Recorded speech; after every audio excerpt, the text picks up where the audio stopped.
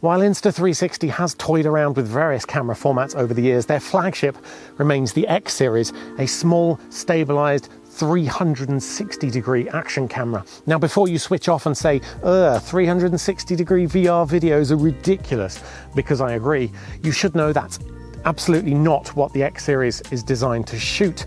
I mean, it can, but it's not designed for that. No, instead, it allows you to simply record, then reframe the video after the fact. And this lets you do incredible things like image stabilization, the best image stabilization I've seen yet, trick shots like matrix style slow motion, dynamic movements in the output video, despite you having literally just held the camera in one place, and all manner of other neat stuff that wouldn't be possible with a normal action camera. But that doesn't mean it's a particularly bad action camera just because it has to shoot in 362. In fact, I'm actually filming this entire review on the Insta360 X3 in single lens mode just to show you how versatile it is, though I will note that I'm using a lav mic with a DSLR for better audio.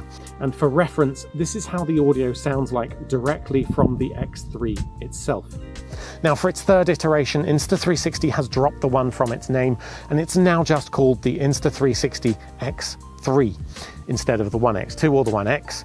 In this video, I'll show you why the Insta360 X3 is my new favorite device to shoot any action shots on, B-roll, as well as anything for social, and directly how it compares with the One X2, whether it's worth upgrading if you already own the older one, but also what other tricks it has up its sleeve. So join me, James Bruce, in today's MUO review as we take a deep dive on the Insta360 X3.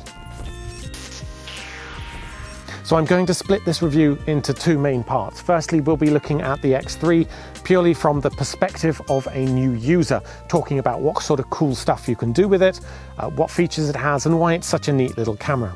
And then in part two, linked in the description below, or skip to the timecode on screen now, I'll be more directly comparing the output between the One X2 and the X3, side-by-side shots, and seeing if there's a difference. So let's run down a few key specs first, before I talk about what you can actually do with this camera. So the X3 features two 1/2-inch sensors with ultra-wide angle lenses, and that's up from the 1/2.3 inch or 0.4347 inches sensors on the One X2. The X3 also features a 2.29-inch square touchscreen. Again, that's bigger than the 1-inch round touchscreen on the One X2, which was a little bit fiddly. And the X3 features an 1800 mAh battery compared to the 1630 mAh battery on the X2. The overall size and form factor is pretty much unchanged, but it is slightly thicker and slightly heavier at 114 by 46 by 33 millimeters and 180 grams. All right, if you're new to the whole Insta360 X series of cameras, let me explain what's so cool about them. There's three things that make the X3 incredible. First, as I mentioned, there's the shoot now, point later model.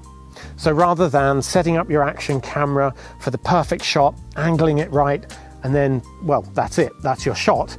With the Insta360, you just attach it to your thing, hit record, and film. And then later when editing, you choose which part of the frame you want, and you can dynamically change the subject. So you can make it rotate from looking at you, to looking at what's in front of you, to looking at the tower you just passed underneath.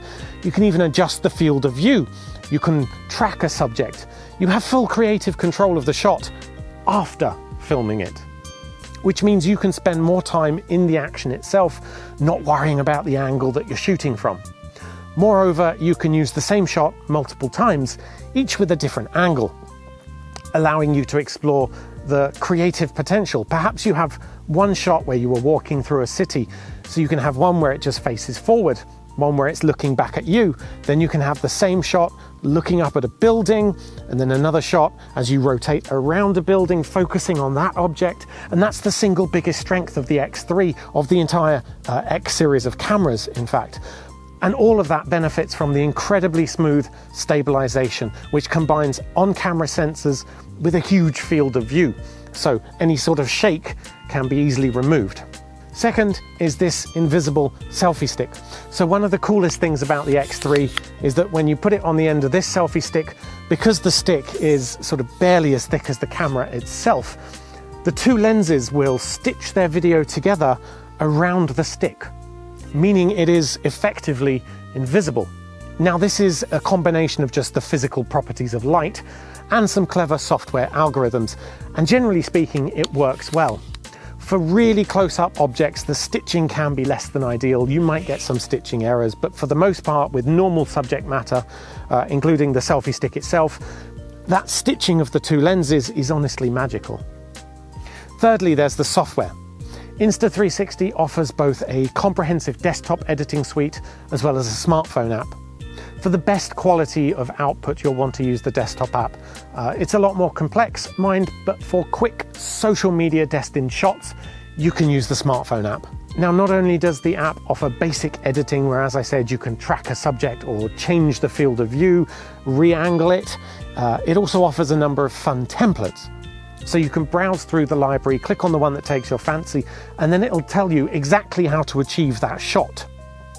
So you can learn how to do it, go out into the world, take that shot, head back to the app, download your source material, and then just point it towards that template. And it pretty much does the rest for you.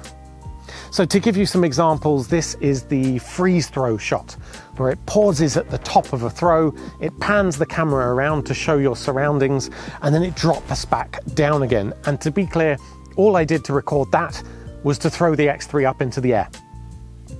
And then you get a pretty cool shot with very little effort. Some of the templates are a little bit weirder, like this pixelized thing, which had my wife dancing around a tripod. This dynamic camera motion was pretty fun. However, you do need a cameraman for that one to move it around, and then you're essentially just tracking the dancer's face while you quickly pan the camera to different places. The Star-Lapse mode I really like. This is a special time-lapse style of shot that you select on the camera itself, and you'll want to ensure that you have a battery connected to it as well. But basically, just leave it recording all night, and then the app will process those images into this output. You also have some optional accessories like this bullet time cord. This you attach to the bottom of the camera. It's really fun. It whacks into a high frame rate, and then you whirl the camera around a bit on this string, and you can get this sort of matrix style bullet time shot. Very cool. But just to note that the quality of output is a lot better when you use the desktop app. Unfortunately, you don't get those trick shot templates. Those are only in the smartphone app. So for social media output, on a smartphone, they're fine, but obviously the quality, if you're viewing this in 4K on a desktop 27-inch screen, is not going to be so good. So just bear that in mind. Lastly, there's this comically long, super extendable 3-meter selfie stick. It's insane to use. It looks ridiculous, but it really gives you a feeling of having your own drone fly out in front. So all of these trick shots are done using the standard 360-degree shooting, but that's not all the X3 can do. So to start with, there's single lens mode, and that's exactly what it sounds like, where you just use one side of the camera like a regular super wide action camera. You won't be able to do any of the magical reframing sort of stuff, but you will still benefit from super smooth stabilization. That single lens mode can now go up to 4K and up to 170-degree ultra-wide angle, while on the X2 it was limited to 1440p at 150-degree angle.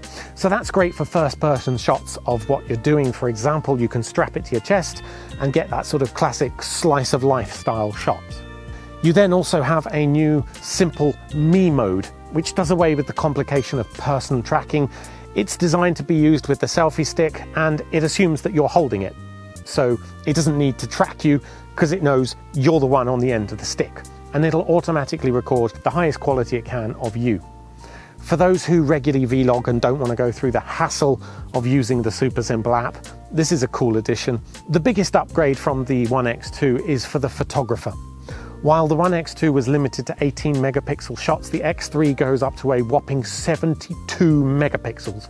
And while this isn't something I would use much myself, it could be useful for Street View contributors, as well as being used for the Star-Lapse shots.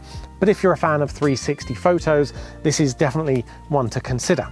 So that's the X3. I've mentioned some of the differences to the One X2 already, but in terms of image quality, I wanted to do some more direct comparisons. So my first test was to strap them both to a fat tire off-road e-bike and head out for a ride.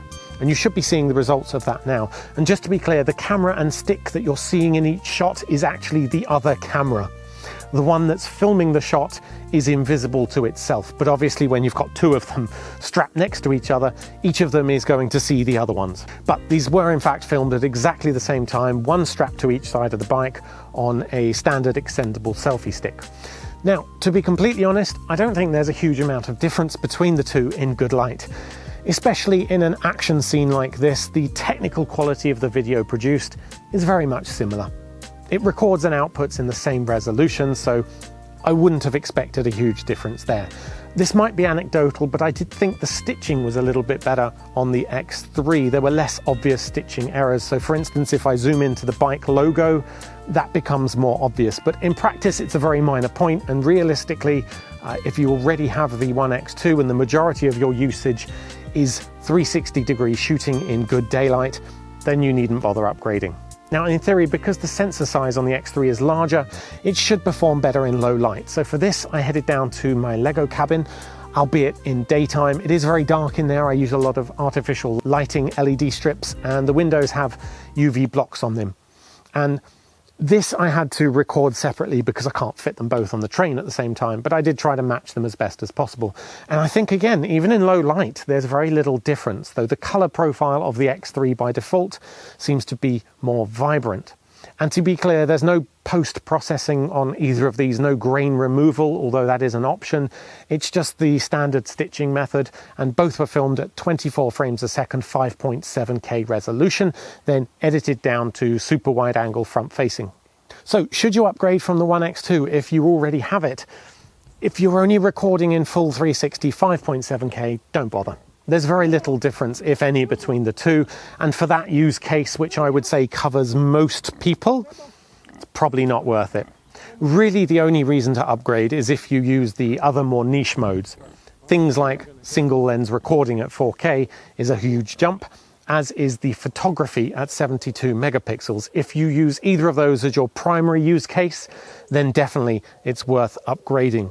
Also, you are going to get slightly better footage in very low light, but not enough personally that I felt it was worth the difference. Anyway, thank you to Insta360 for sending this over. The One X2 and now the X3 are by far my favorite second cameras.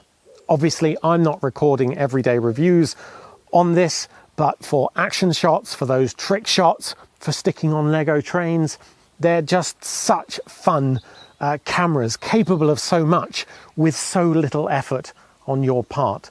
And I would definitely recommend either the X3 if you can afford it, or if not, then I suspect the second-hand market for the One X2 will now have a glut of them as people upgrade. Anyway, that's it from me. Thank you for watching. Do consider subscribing for in-depth reviews of all the coolest gadgets, the occasional competition, and more from all of us over at makeuseof.com. Until next time.